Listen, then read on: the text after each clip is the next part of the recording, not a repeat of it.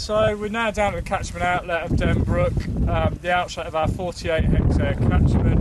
We've just walked the channel down from where our two large field drains enter the channel, and what we've seen is a significant change from the shale bedrock, where the channel's been excavated right down, in fact quite deeply into the bedrock, through a section where there's been deposition of a lot of the sediments, the clays and silts that have been released by this excavation operation.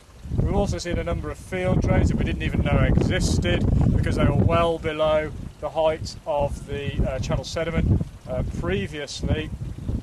But as you can see, we've seen a lot of damage to the environment, the ecosystem in this channel has been really decimated by the level of excavation that's occurred. Our flume structure here is still just about working, so there's ongoing monitoring here below,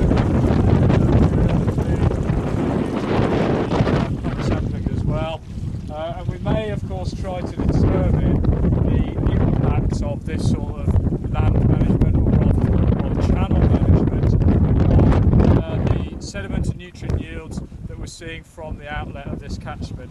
It's my speculation that the next series of storms, between now and Christmas, the early storms of this hydrological year, are going to flush vast quantities of sediment out of this catchment, far more than the quantities of sediment that were previously being moved when the catchment and the channel was in some sort of equilibrium state.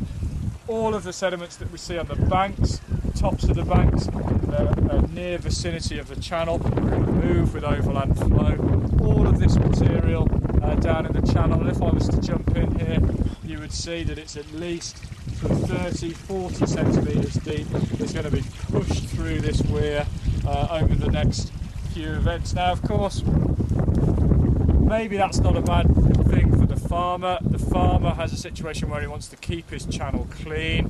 He doesn't want to cause problems if cattle get in the channel, for example. But downstream, the impact of this sort of land management is surely going to be serious.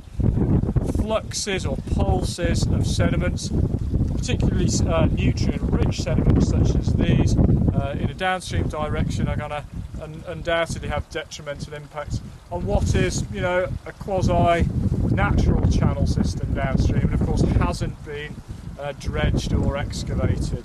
So, unfortunately, I don't think a lot of thought has been given by the land user here to the level of impact that's going to occur in a downstream direction. And if we're thinking in the wider or the larger catchment scale sense, this channel moving downstream, moving all this sediment downstream, is going to have quite a serious effect on the larger rivers, the estuarine areas that are much further downstream.